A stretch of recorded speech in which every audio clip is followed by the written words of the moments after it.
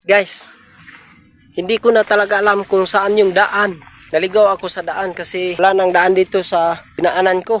Masyadong malayo na kasi yung dinaanan ko kanina. Malayo na kung babalik tayo sa ating dinaanan.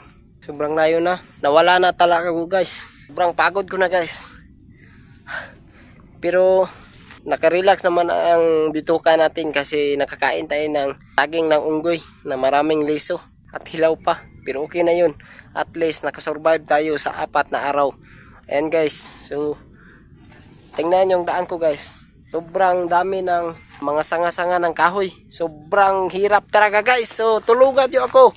Isa niyo itong video na to para sa susunod kong video magkita-kita na naman tayo.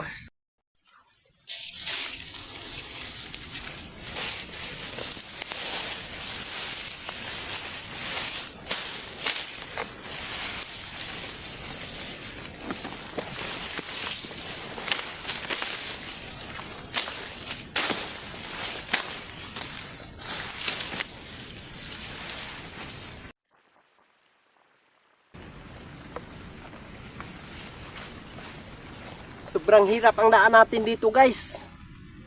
Sobrang hirap talaga guys. Nakapagod na.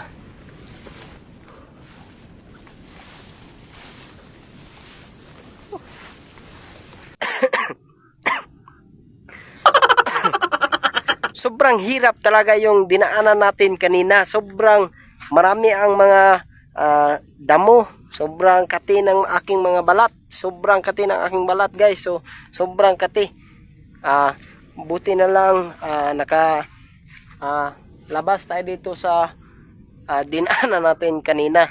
So yun guys. So maraming salamat po sa inyong panonood sa aking video. Kung gusto nyo magkita-kita tayo sa sunod na video, paki-follow naman po para updated kayo sa susunod na aking video. So maraming salamat. Thank you.